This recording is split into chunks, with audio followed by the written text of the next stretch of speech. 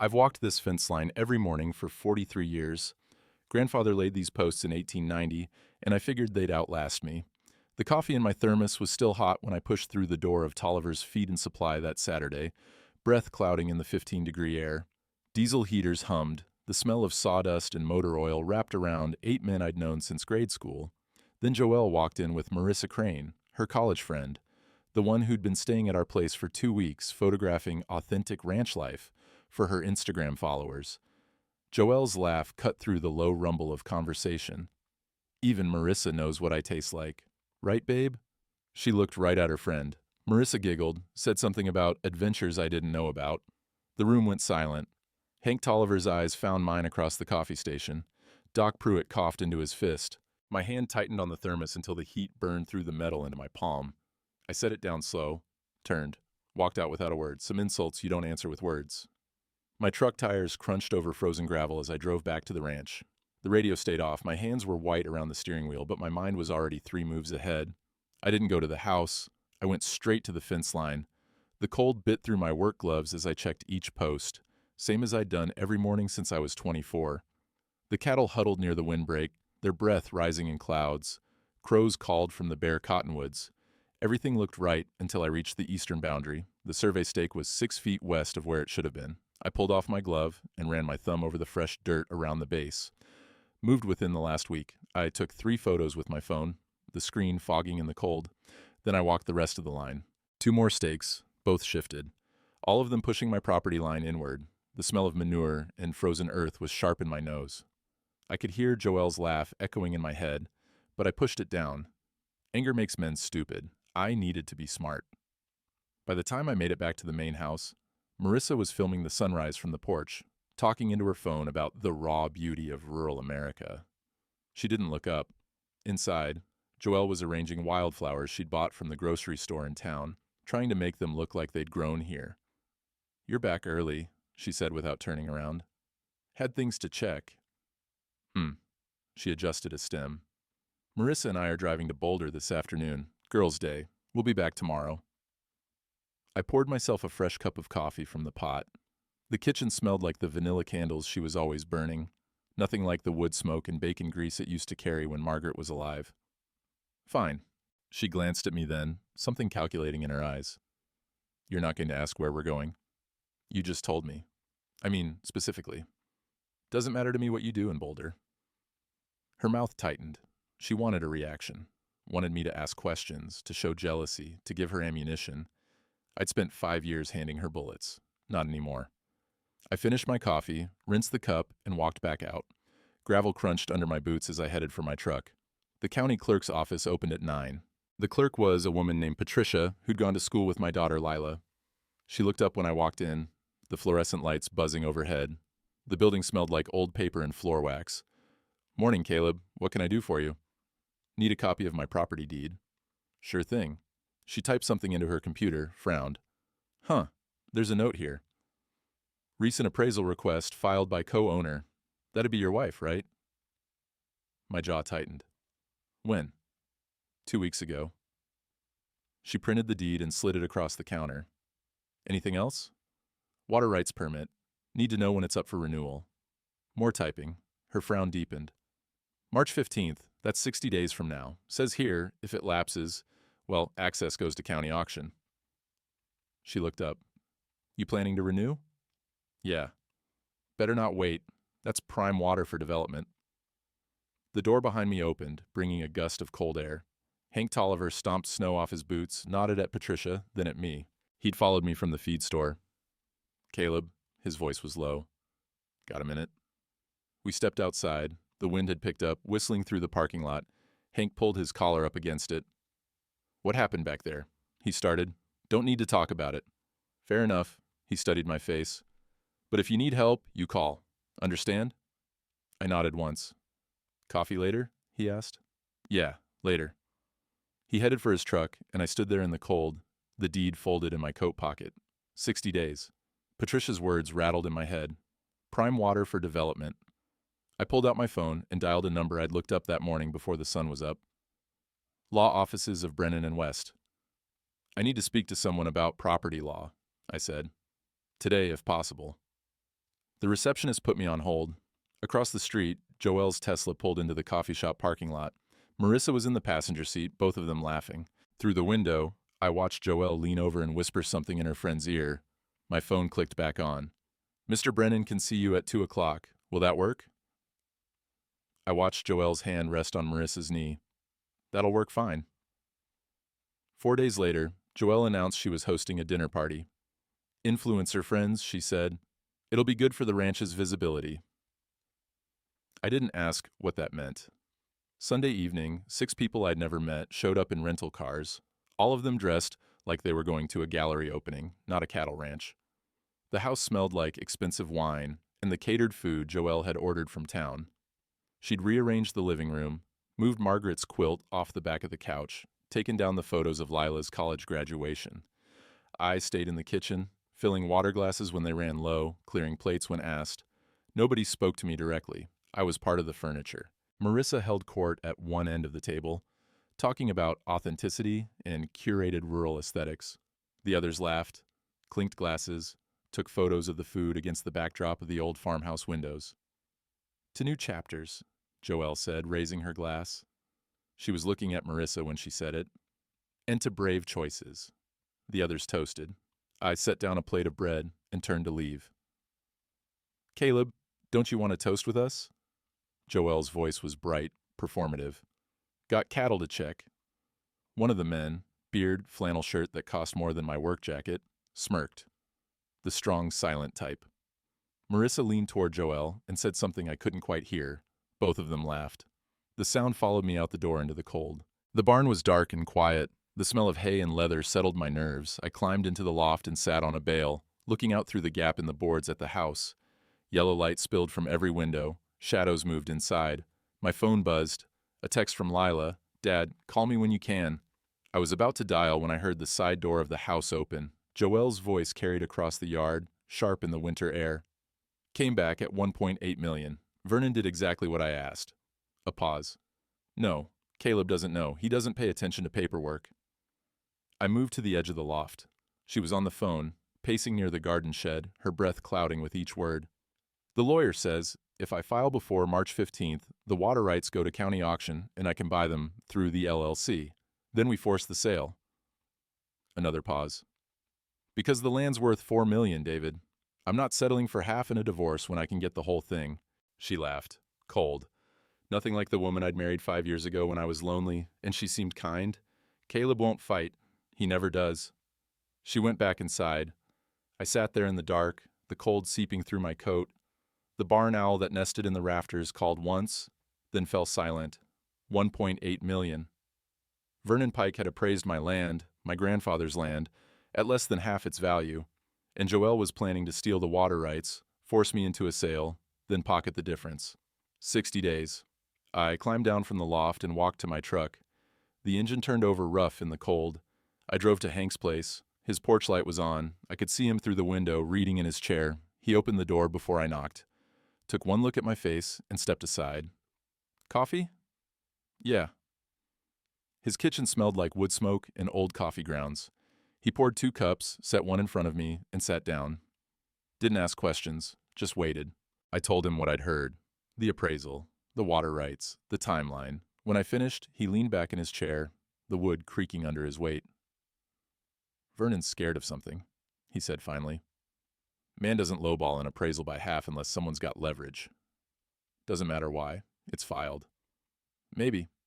Hank drummed his fingers on the table. "But there's something you don't know. Your grandfather filed homestead protection back in 1923. Put the land in trust with the county. Long as the deed stays clean, they can't force a sale for development." Hope flared in my chest. "So she can't. If she files for divorce and clouds the title before March 15th, the trust can't defend it. State law. Once there's a legal dispute over ownership, the protection lapses." He looked at me hard. "You've got 56 days. After that, she can do whatever she wants." The coffee had gone cold in my cup. Outside, the wind picked up, rattling the windows. "What do I do?" Hank stood, walked to his desk, and pulled out a folder. "Land Trust Board meets next week. I'm on it. We start building a case now. We might have a shot." He set the folder in front of me. "But you can't let her know you're moving. Understand?" I understood. 56 days. The following Saturday, the feed store was packed. Word had gotten around, not about what Joelle said that first morning, but about something else. The way a small town knows things before they're spoken. Hank had called an early meeting, 7:30, before the usual crowd. When I walked in, 8 men were already there, standing in a loose circle near the back. The smell of fresh coffee mixed with diesel fumes from the space heater. Someone had brought donuts from the bakery in town. Doc Pruitt saw me first. He was holding a styrofoam cup, steam rising past his weathered face. Caleb. The others nodded. These were men who'd been coming to this feed store since before I was born. Men who'd helped pull my truck out of a ditch in '97. Men who'd sat in the back pew at Margaret's funeral and hadn't said a word because there were no words. Hank closed the door. All right, here's what we know. He laid it out plain. The fraudulent appraisal, the water rights timeline, the homestead protection that could save the ranch if we moved fast enough. When he finished, the room was quiet except for the heater's rattle. Doc Pruitt spoke first. Vernon Pike did the appraisal? Yeah. That man couldn't lie straight in bed. Doc set down his coffee. I've known Vernon 30 years. He's got a gambling problem his wife doesn't know about. Someone's got leverage on him. Can you prove it? I asked. Maybe, if he thinks the right people are asking questions. Doc looked at the others. I can talk to him, see if he'll sign an affidavit about what really happened. One of the younger ranchers, a man named Joel, whose family ran cattle on the north side of the county, cleared his throat. What about the land trust? Can they really freeze the title? If we file for an audit before any divorce paperwork hits, Hank said. But we need documentation. Photos of the move survey stakes, bank records showing unusual activity, anything that proves intent to defraud. I've got the photos, I said. Good. We'll need more. Hank pulled out a legal pad. If this goes to auction, we'll need funds. I'm proposing we start a cooperative pool. Every man who can chips in what he's able. If the worst happens and the ranch goes up for sale, we buy it ourselves and deed it back to Caleb through the trust. The room stirred. Joel looked uncomfortable. That's asking a lot. It is, Hank said, and no man here is obligated. I'm in.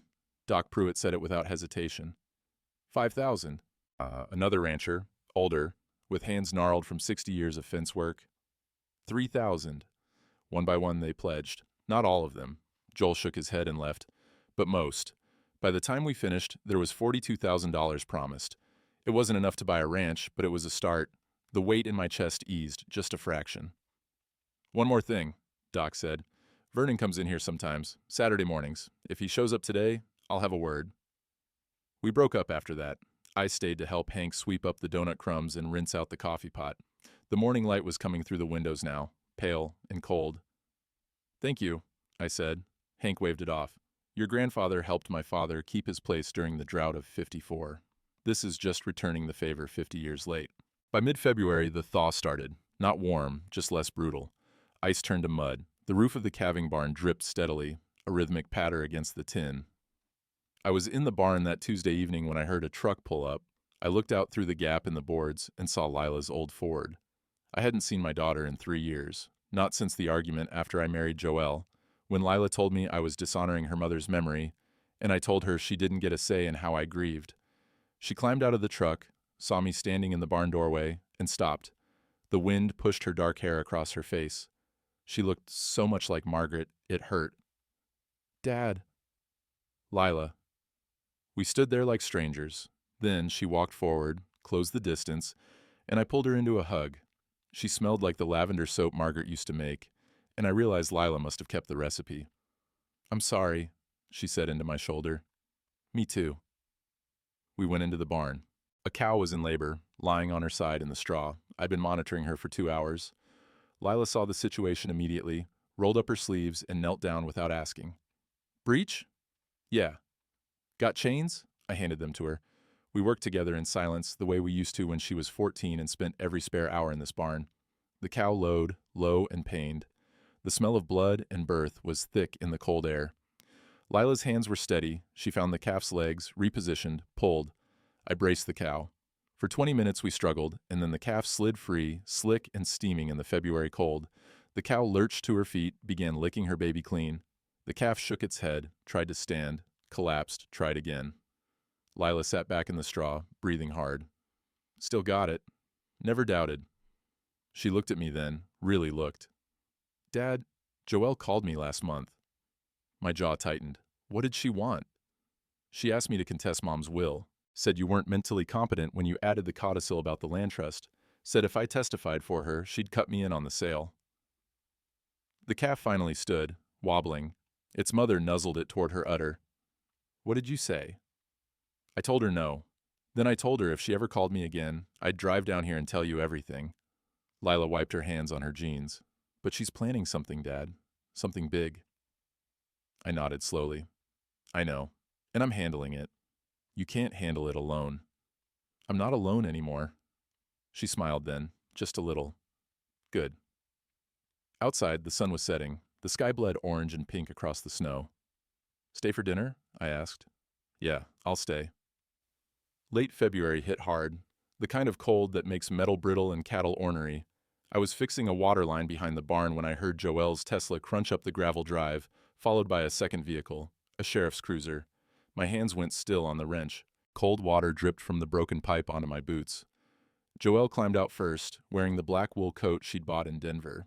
Behind her, Deputy Martinez stepped out of his cruiser, holding a manila envelope. His face was apologetic but firm. Caleb Mercer, he called. I set down the wrench and walked toward them, wiping my hands on my jeans. The wind cut through my coat. That's me. I'm serving you with a restraining order, effective immediately. He held out the envelope. You need to vacate the main residence within 2 hours. You can remain on the property, just not in the house. The paper felt thin in my hands. I scanned the first page. Petitioner claims financial abuse. Respondent froze joint accounts without warning. Petitioner fears for her safety.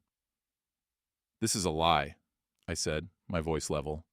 Martinez shifted his weight. That's for the judge to decide. Hearings in 10 days. Until then, the order stands. Joelle stood behind him, arms crossed. Marissa was visible through the kitchen window, phone raised, filming.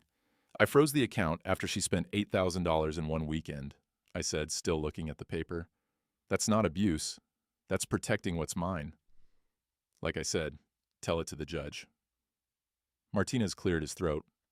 You got someone you can stay with? I looked past him at Joelle. Her face was calm, almost bored. She'd planned this, waited for the right moment, probably had the papers drawn up weeks ago. I'll be in the barn, I said. You've got 2 hours to get your things from the house. I walked past them both, up the porch steps, into the house that smelled like vanilla candles and strangers. Joelle followed me inside but kept her distance, like she actually believed I was dangerous. Marissa lowered her phone, but didn't stop recording. In the bedroom, the one I'd shared with Margaret for 38 years, I pulled a duffel bag from the closet, threw in clothes, my grandfather's pocket watch, the photo of Lila from her high school graduation. My hands were steady. Anger makes men stupid, and I needed to stay smart. You brought this on yourself, Joelle said from the doorway. I didn't answer. If you just let me handle the finances like a normal husband, there's nothing normal about spending $8,000 on staging materials for a house you don't own. Her eyes flashed. I'm half owner of this property. The deed says otherwise. We'll see what the judge says about that. I zipped the bag and turned to face her. Why are you doing this?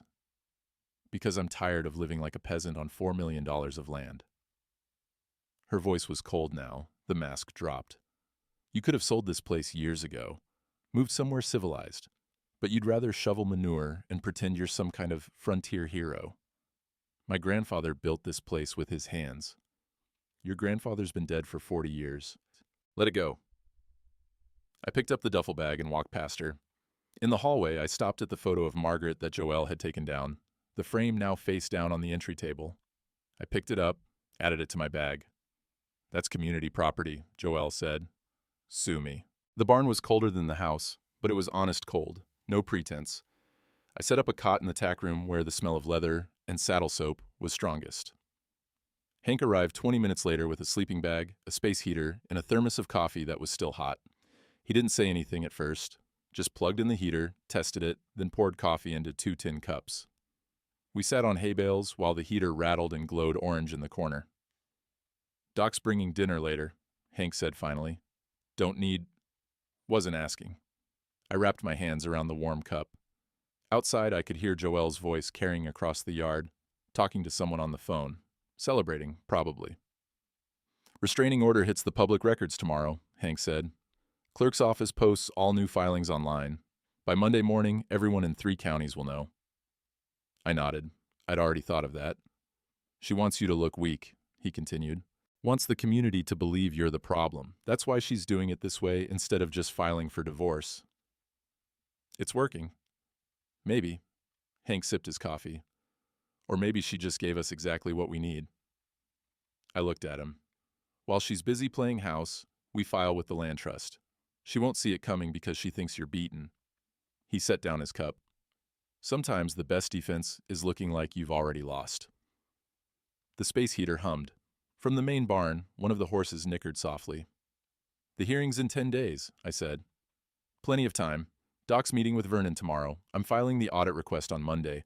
By the time she realizes what's happening, the title will be frozen. He stood, clapped me on the shoulder. Get some rest. This is just starting. After he left, I lay on the cot and stared at the rafters. The barn owl was up there somewhere, hidden in the shadows. I could hear its soft movements, the click of its talons, on wood. My phone buzzed. A text from Lila. Just heard. On my way. Then another from Doc Pruitt. Bringing pot roast at 6. Hank says, you need feeding. Then another from a number I didn't recognize. This is Joel Brennan. Heard about the order. Adding $2,000 to the cooperative pool. That woman's got no right. I set the phone down and closed my eyes. The cold pressed in from all sides, but the sleeping bag was warm, and the heater glowed like a small sun in the corner. By Monday morning, the restraining order was online. I saw it when I checked my phone at dawn, sitting in the tack room with my morning coffee. The county clerk's website listed all new filings. There it was. Joelle Strand Mercer Veer, Caleb James Mercer. Emergency protective order granted. I drove into town for feed and could feel the weight of stairs. At the hardware store, conversation stopped when I walked in. At the diner, Betty brought my coffee without meeting my eyes. At the post office, I ran into Frank Morrison, who'd ranched 2 sections over for 30 years. He looked at me, started to say something, then just shook his head and walked past. By the time I got back to the ranch, my phone had 6 missed calls. 4 from numbers I didn't know, probably reporters. Small town scandal always drew them. 1 from Lila, 1 from a lawyer whose name I recognized from the land trust board. I didn't return any of them. Just parked the truck, unloaded the feed, and walked the fence line. The mud sucked at my boots. Crows called from the cottonwoods. The cattle watched me pass, unbothered by human drama. That night, lying on the cot with the space heater rattling in the corner, I realized something. Joelle had made a mistake. She'd given me sympathy I didn't ask for and time I desperately needed. While she thought I was humiliated and defeated, Hank was filing paperwork. Doc was turning Vernon. Lila was researching trust law. The community was pooling money. The restraining order wasn't a weapon. It was a gift. I just had to survive it long enough to use it. Outside, the night was clear and cold. Through the gap in the barn boards, I could see lights on in the main house. Shadows moving behind curtains. Let her think she'd won. Some battles are lost before they're fought.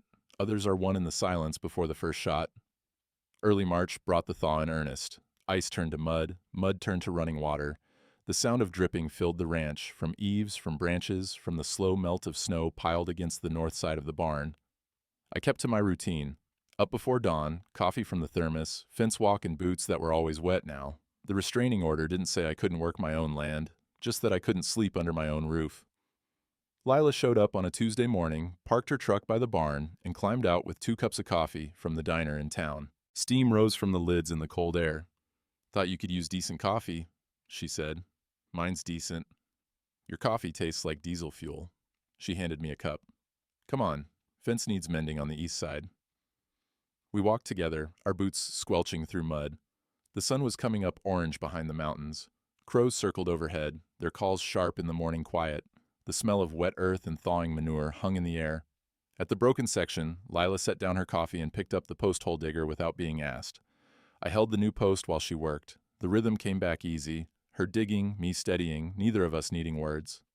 I've been reading land trust law, she said after a while, breathing hard from the effort. There's something Joelle doesn't know. What's that?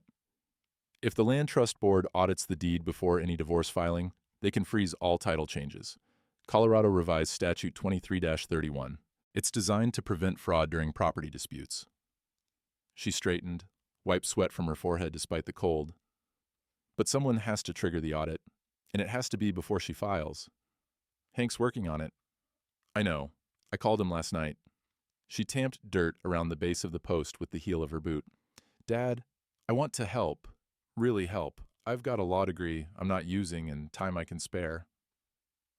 I looked at her, Margaret's eyes, Margaret's stubborn chin. You sure? Mom would want me here, and I'm tired of running from this place just because it hurts to remember her. We finished the fence in silence. When the last wire was stretched tight, Lila tested it with her gloved hand. Solid. She nodded once, satisfied. Mom taught me that, she said quietly. Check your work twice, walk away once. She taught you good.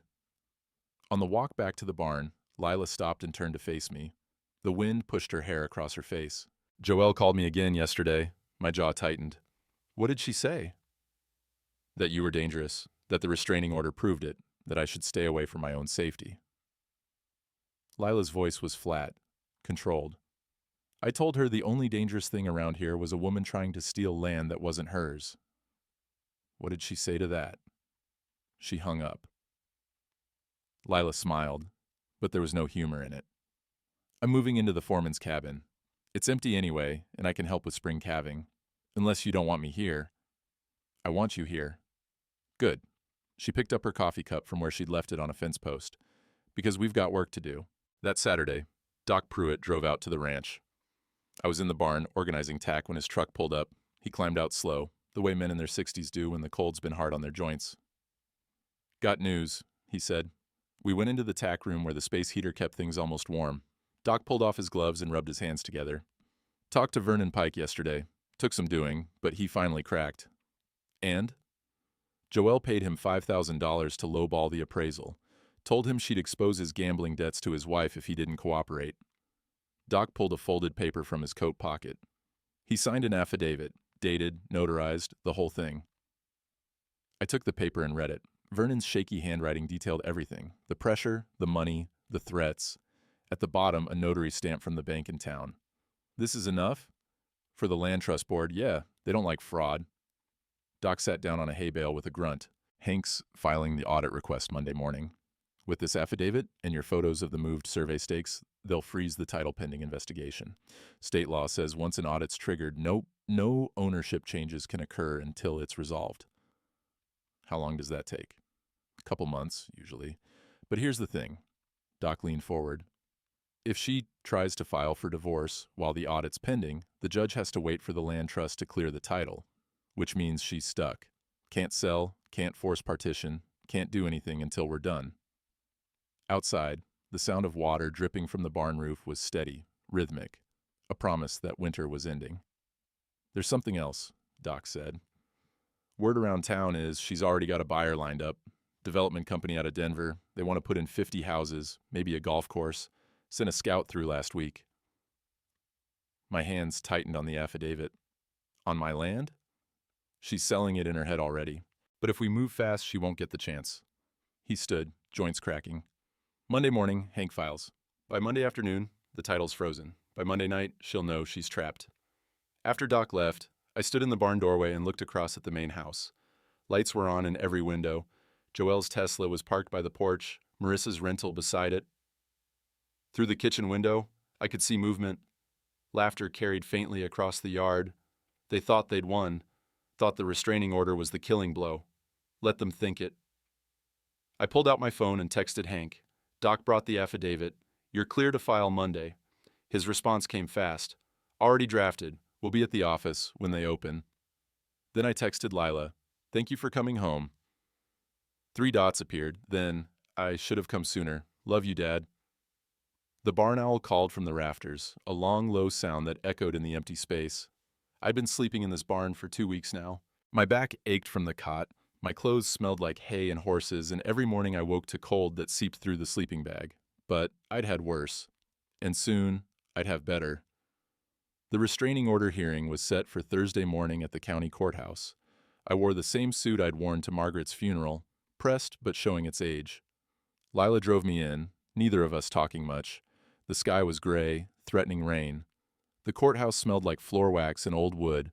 Fluorescent lights buzzed overhead. Joelle was already there with her lawyer, a sharp-faced woman from Boulder named Patricia Vance. Marissa sat in the gallery, phone in her lap. Judge Raymond Chen took the bench at 9 sharp. He was in his 50s, known for running a tight courtroom and suffering no nonsense from either side. Joelle's lawyer went first. She painted me as controlling, financially abusive, emotionally distant, presented bank statements showing where I'd frozen the joint account, called it economic coercion, said Joelle feared for her safety, that I'd become increasingly unstable since the marriage deteriorated. Then Marissa took the stand. "Can you describe Mr. Mercer's behavior toward your friend?" Vance asked. Marissa leaned toward the microphone. "He was always watching her, always questioning where she went, who she talked to. He didn't want her to have friends over. He'd just disappear to the barn for hours, giving her the silent treatment." "Did you ever witness any threatening behavior?" "He'd slam doors, storm out of rooms. Once he threw a coffee cup in the sink so hard it shattered." I wrote a note to my lawyer, a public defender named Tom Morrison, who looked tired. "That cup had a crack. It broke when I was washing it." Tom nodded, but didn't interrupt, letting them talk, letting them build their story. When it was our turn, Tom kept it simple, called me to the stand. "Mercer, why did you freeze the joint account?" "My wife spent $8,000 in one weekend without discussing it with me. I froze the account to prevent further unauthorized withdrawals." "Did you leave her with no access to money?" "She has her own account from before we married. I never touched it." "Have you ever threatened your wife?" "No." "Ever laid a hand on her?" "Never." "Why do you think she filed this restraining order?" I looked at Joelle.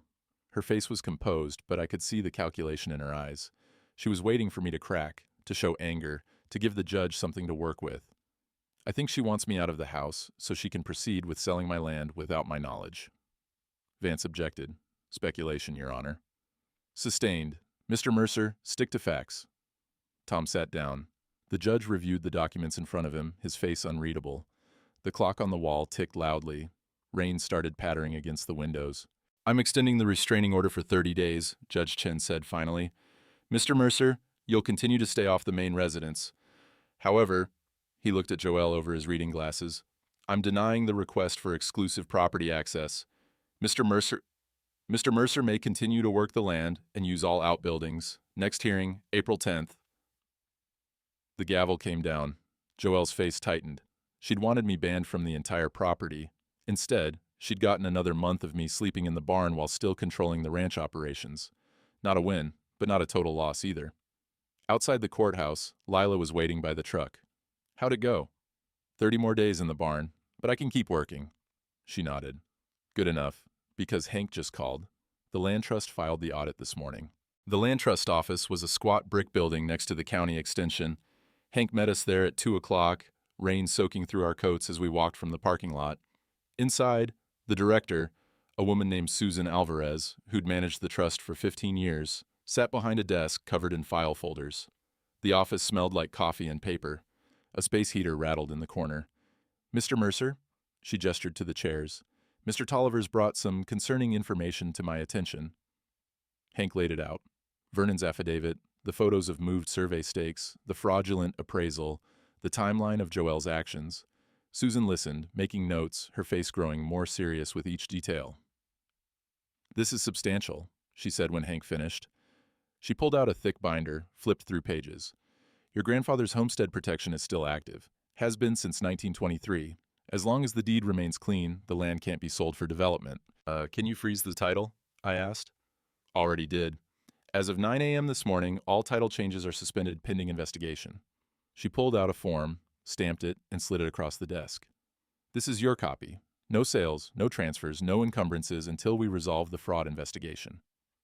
My hands were steady as I took the paper, but inside, something unclenched. "How long?" 6 to 8 weeks, typically. We'll interview Vernon Pike, review the appraisal methodology, inspect the survey stakes. If we find evidence of fraud, we'll void the fraudulent documents and potentially pursue charges." "What about divorce filings?" Lila asked. "Can she still file?" Susan nodded. "She can file for divorce, but the property division will be held in abeyance until we clear the title. The divorce court can't touch the land until we're done with it." Hank leaned back in his chair, a small smile on his weathered face. "So she's trapped." In a manner of speaking. Susan closed the binder. Mr. Mercer, I'll be in touch as the investigation progresses. In the meantime, continue normal operations. The land is still yours. Outside, the rain had stopped. Weak sunlight broke through the clouds, turning the puddles silver. We stood by Hank's truck, none of us speaking for a moment. She'll find out today, Hank said finally. Her lawyer will get the notice from the clerk's office. Good, I said. Let her know I'm not as stupid as she thought. Lila laughed, short and sharp. Dad, you just trapped her with her own restraining order. She wanted you out of the way so she could sell. Instead, she gave you time to lock down the title. Some traps, Hank said. You walk into yourself. We drove back to the ranch in convoy, Hank's truck ahead, Lila's behind. The sky was clearing, patches of blue showing through the gray. Spring was coming, slow but sure. By the time we got home, Joelle's Tesla was gone. The barn felt emptier that night. I lay on the cot staring at the rafters, listening to rain drum against the tin roof. The space heater glowed in the corner, throwing shadows that danced like ghosts. My phone sat silent on the overturned crate I used as a nightstand. No calls, no texts, just the photo of Margaret I'd set as my wallpaper, taken the summer before she got sick. She was standing by the fence line, laughing at something I'd said, her hair catching the light. I picked up the phone and stared at that photo until my eyes burned. I'm sorry, I said to the empty barn. The owl shifted in the rafters above.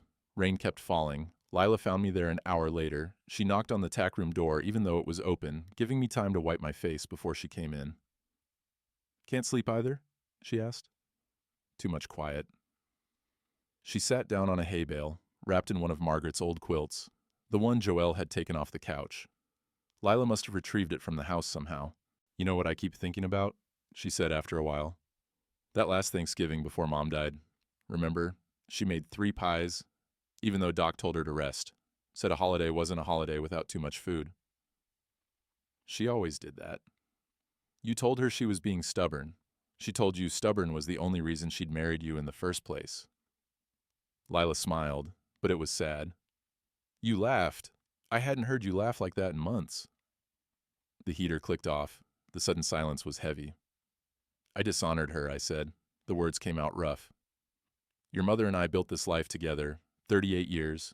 Then she was gone, and I stopped, swallowed. I was lonely, Lila. So damn lonely I couldn't stand eating dinner alone. Couldn't stand waking up in an empty bed. So I married the first woman who paid attention to me, and she turned out to be a predator, Lila finished. Dad, Mom didn't want you to be alone. She told me that, near the end. Said she was worried about you. She say anything else? She said you were the kind of man who needed someone to take care of. That it was in your nature. Lila pulled the quilt tighter. But she also said you were smart enough to know the difference between someone who needed taking care of and someone who just wanted to take. Wasn't smart enough with Joelle. No. She looked at me directly. But you're fixing it now. That's what matters. Outside, the rain was letting up. I could hear water running off the eaves, dripping into the puddles below. The smell of wet earth came through the gaps in the boards. I keep thinking about that first dinner, I said. After the wedding, Joelle wanted to redecorate, said the house looked like a museum. I told her we could change things slowly, that I wasn't ready to pack away Margaret's things yet. She smiled and said she understood. I laughed, bitter. 2 months later, everything was gone. Photos, quilts, even Margaret's recipe box. I found it in the basement, buried under boxes of Joelle's staging materials. I saw that box today, Lila said quietly. In the house. She'd left it on the counter, probably planning to throw it out. I took it. She pulled a wooden box from inside the quilt. Margaret's recipe box, the one her grandmother had made. The wood was worn smooth from years of handling. Lila set it on the crate beside my phone. Mom would want you to be happy, Dad. Really happy. Not just not lonely. She stood up. And she'd want you to fight for this place because it's not just land. It's every morning she walked these fences with you, every calf she helped birth, every fence post she held while you hammered. I opened the recipe box. Margaret's handwriting covered the index cards inside, measurements, instructions, notes to herself. On one card, her apple pie recipe, she'd written at the bottom, Caleb likes extra cinnamon. Such a small thing, such a small proof of being known. I failed her, I said. No. Lila's voice was firm. You grieved, then you made a mistake. Now you're protecting what you built together. That's not failure. That's love. She kissed the top of my head and left, taking the empty quilt with her. The door closed softly behind her. I sat there with Margaret's recipe box, running my thumb over her handwriting. The barn owl called once, then fell silent. The rain had stopped completely now. Through the window, I could see stars appearing between the clouds. Tomorrow, Hank would call about the land trust investigation. Doc would update me on Vernon's testimony. Lila would help with fence repairs. The work would continue, the way it always had. But tonight, I let myself grieve. Not for Joelle.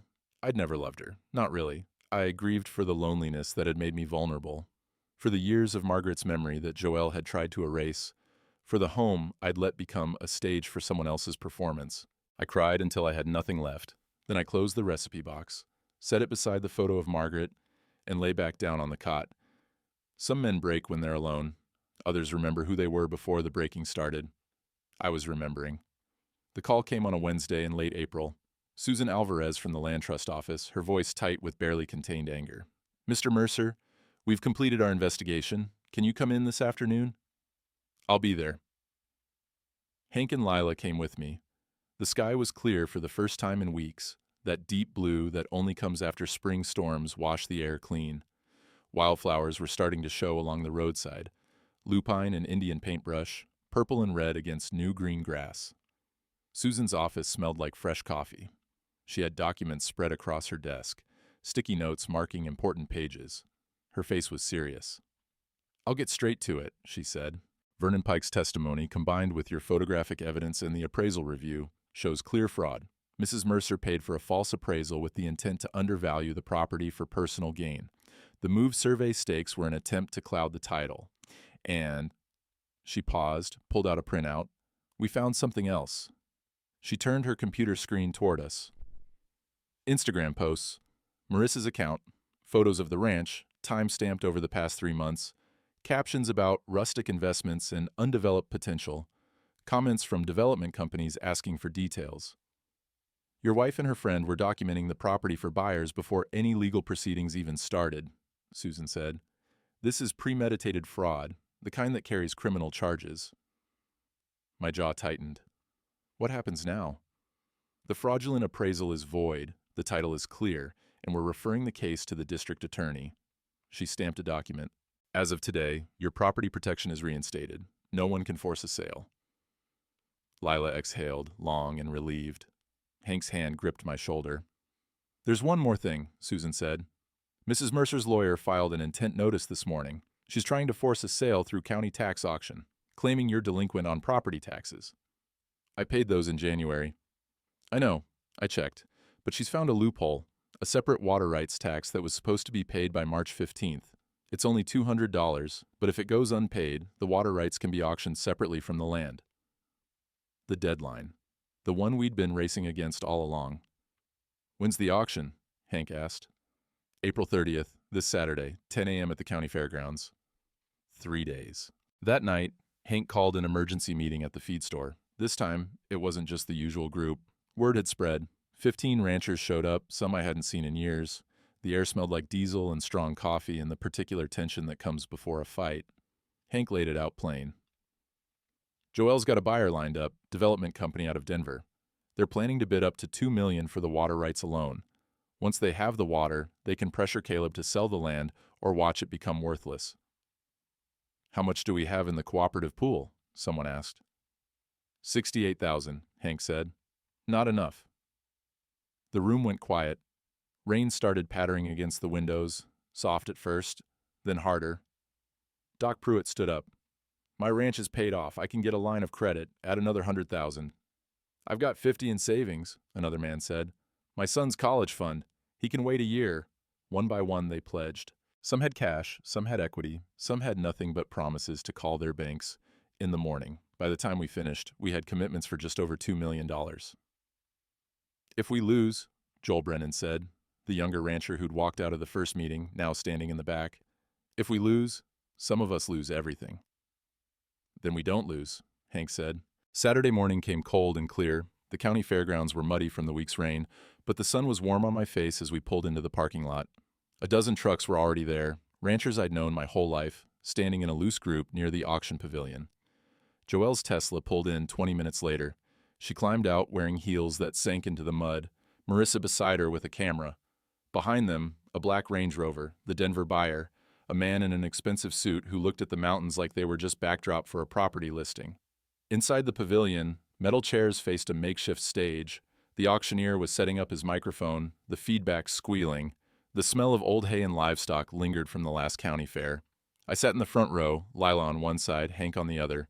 Behind us, the ranchers filled 3 rows. Joelle sat across the aisle with her buyer, not looking at me. The auctioneer banged his gavel at 10 sharp.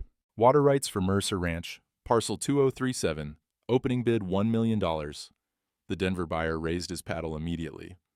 1 million, Hank raised his. 1.2.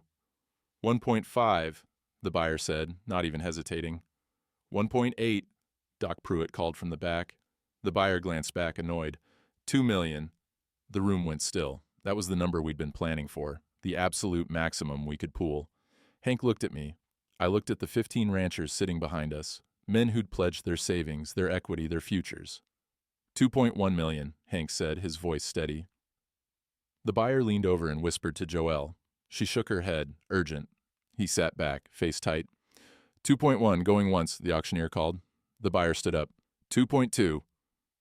My stomach dropped. We were out. We'd hit our limit, and he'd just... 2.3 million, a voice said from the doorway. Everyone turned. Vernon Pike stood there, rain-soaked, holding a briefcase. He walked down the aisle, opened the case, and pulled out a cashier's check. I'm Vernon Pike. I'm here to bid on behalf of the Mercer Family Trust. He handed the check to the auctioneer. 2.3 million, certified funds. The auctioneer examined it. This is valid. Do I hear 2.4? The buyer was red-faced now. He pulled out his phone, made a call, waited. Finally, he shook his head. No. 2.3. Going once, going twice. The gavel came down. Sold to the Mercer Family Trust. The sound echoed through the pavilion. For a moment, nobody moved. Then Hank let out a breath, Doc laughed, and someone started clapping.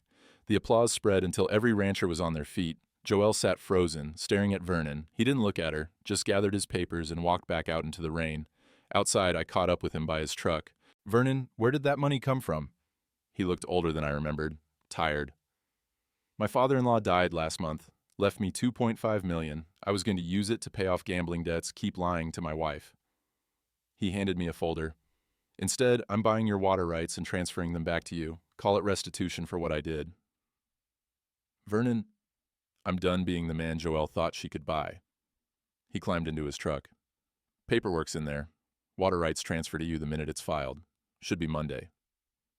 He drove off, taillights disappearing into the rain that had started falling again, soft and steady. Lila grabbed my arm. Dad, did we just win? I looked back at the pavilion. Joelle was standing in the doorway, Marissa beside her. The buyer was already gone. She was staring at me, and for the first time since this all started, I saw something in her face that wasn't calculation. Fear. Yeah, I said. We just won. Oh, det is... The water rights paperwork cleared on Monday morning. By Monday afternoon, Susan Alvarez called to say the land trust had officially reinstated full protection on the ranch. By Monday evening, Joelle's lawyer filed a motion to dismiss the restraining order. She was done fighting. I moved back into the main house on Tuesday. Lila helped me carry my duffel bag from the barn, both of us walking across the muddy yard in afternoon sunlight. The door stood open. Inside, the house was different. All of Joelle's staging materials were gone. The vanilla candles, the decorative pillows, the framed prints of places she'd never been. What remained were the bones of the house, Margaret's house, waiting to be filled again with things that mattered. Lila set down the duffel bag in the bedroom and looked around. Feels empty. It is empty. That's okay. She opened the closet. Joelle had cleared out everything except a few wire hangers. The dresser drawers were the same, vacant, smelling faintly of the lavender sachets Margaret used to make. We'll fill it slow, Lila said. The right way this time. That night, I slept in my own bed for the first time in 2 months. The mattress felt too soft after weeks on the cot. The room was too quiet without the barn owl's calls. But the window looked out over the fence line I'd walked every morning for 43 years, and that was enough. Joelle came for her things on Thursday. I was mending fence on the south pasture when I saw her Tesla pull up to the house. Marissa was driving. They loaded boxes into the car, working quickly, not speaking to each other. I kept working. Hammer striking post, wire stretching tight, the rhythm I'd known since I was a boy. The smell of creosote and warm earth rose around me. Meadowlarks called from the fence line. Spring was settling in for real now, the mud drying to dust, wildflowers spreading in waves of purple and gold. When I looked up again, the Tesla was loaded. Joelle stood by the passenger door, looking across the pasture at me. For a moment, I thought she might walk over, might try one last manipulation, one final play. Instead, she just stood there. Then she called out, her voice carrying across the distance. "You'll regret this." I set down my hammer and straightened. "No," I called back. "I regret meeting you." She flinched, like I'd struck her. Got in the car. Marissa pulled away, tires spitting gravel. I watched until the dust settled, until the only sound was the wind through the grass and the distant lowing of cattle. Then I went back to work. The following Saturday, Lila and I replanted my grandfather's fence post. The original marker, the one from 1890 that had been photographed, moved, used as evidence. Hank brought it in his truck, the old wood weathered but solid. We dug the hole together at the eastern boundary, the three of us taking turns with the post hole digger. The earth was damp from morning rain, easy to work. The smell of it, rich and dark and full of promise, reminded me why men fought for land. Not for the money, for this, for dirt that knew your family's sweat. Doc Pruitt showed up halfway through, carrying his veterinary bag and a thermos of coffee. "Heard you might need an extra set of hands." "Always." We set the post together, tamping earth around the base, checking it was level and true. When it was done, Hank produced a small brass plate he'd had made. Mercer Homestead Est, 1890, protected 2025. He screwed it into the post while the rest of us watched. The metal caught the sunlight, bright and new against the old wood. "There," Hank said, stepping back. "That'll outlast all of us." "Good," I said. We stood there for a while, the four of us, not saying much. A hawk circled overhead, riding thermals. The creek that ran through the eastern pasture gurgled, full from spring melt. Somewhere in the distance, a calf bawled for its mother. Doc poured coffee into tin cups and passed them around. The steam rose in the cool morning air. Rain started falling then, soft and warm, not the cold, driving rain of winter, but the gentle spring kind that makes things grow. "To Margaret," Doc said, raising his cup. "Who built this place as much as any man?" "To Margaret," we echoed. The rain soaked into the earth around the fence post, darkening the wood, settling the dirt. I set my coffee cup on the post and watched water run down the old grain, pooling at the base. "She'd be proud of you," Lila said quietly. "She'd be proud of you, too." Hank and Doc headed back to their trucks, but Lila stayed. She walked the fence line with me, checking each post the way Margaret had taught her, testing the tension on each strand of wire. The rain kept falling, turning the dust to mud, the mud to small streams that fed the grass. "I'm staying," Lila said after a while. "Moving into the foreman's cabin permanently. Thought you should know." "What about Denver?" "Denver's got lawyers. This place needs someone who understands land trust law and isn't afraid of a post-hole digger." She smiled. "Besides, someone has to make sure you don't marry another real estate agent." "Not planning on marrying anyone." "Good. Take your time. Margaret waited 38 years for you to be worth marrying. The next one can wait too." We finished the fence walk at the barn. The owl was gone, moved on to hunt in warmer weather probably, but the nest was still there, high in the rafters, waiting for winter's return. Inside the house, I made dinner, nothing fancy. Stew from Margaret's recipe box, the one with the note that said, "Caleb likes extra carrots." The kitchen filled with the smell of beef and vegetables and herbs. Real smells, honest smells. Lila set the table, 2 places, just us. Through the window, I could see the fence line stretching toward the mountains, the new post standing among the old ones, indistinguishable now except for the brass plate. "Dad?" Lila said as we sat down. "Yeah? What are you going to do with the land? Eventually, I mean, when you're gone." I thought about that, about Joelle's voice saying, "Your grandfather's been dead 40 years. Let it go," about the development company that saw these 400 acres as 50 houses and a golf course, about Vernon's gambled-away future and Hank's steady loyalty and Doc's quiet kindness. "The land trust gets 200 acres, I said, permanent conservation easement, can't ever be developed. The rest goes to you, with the same protection. Your kids, if you have them, their kids after that. And if I don't have kids, then it goes to someone who understands what it means. That land isn't about money. It's about morning coffee watching the sun come up over the same mountains your great-grandfather saw. It's about knowing every fence post by heart. It's about being part of something that outlasts you. Lila reached across the table and squeezed my hand. Mom married the right man. Took me 50 years to deserve her. Better late than never. We ate in comfortable silence, the kind that only comes when you've fought beside someone and won. Outside, the rain had stopped. The evening sun broke through the clouds, painting everything gold. Some men lose their land to drought. I almost lost mine to a woman who thought a deed was just paper. But land isn't paper. It's blood and sweat and the people who stand with you when the storm comes. And I was still standing. Summer came slow that year, the way it does in the mountains. The wildflowers peaked in June, lupine and paintbrush thick along every fence line, Indian blankets spreading through the pastures like fire. The calves grew strong. The grass stayed green longer than usual, fed by late spring rains that lingered into July. I kept my routine. Up before dawn, coffee from the thermos Margaret gave me on our 10th anniversary, fence walk while the world was still quiet. The posts my grandfather laid in 1890 were still standing, so was I. Lila moved into the foreman's cabin and enrolled in an agricultural law program at the state university. Distance learning, she said, so she could keep helping with the ranch. Most mornings she'd join me on the fence walk, both of us checking wire tension, looking for breaks, maintaining what needed maintaining. Some Saturday mornings, Hank still brought coffee to the feed store. The group was smaller now. Doc, a few of the older ranchers, men who understood that some debts get paid in time instead of money. We didn't talk about Joelle. There was nothing left to say about her. Vernon Pike quit appraising and started leading wilderness tours for his father-in-law's outfitter business. I saw him at the hardware store once. He nodded. I nodded back. Some apologies don't need words. The restraining order was dismissed in May. The divorce finalized in August. I didn't go to the hearing. My lawyer handled it. Joelle got nothing from the ranch. The prenup I'd signed saw to that. But she got to leave without fraud charges. The district attorney said it wasn't worth prosecuting since the land was protected anyway.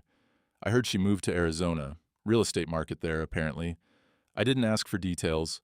What I learned that winter, I carried into spring. Silence isn't weakness, it's strategy. Community isn't something you inherit.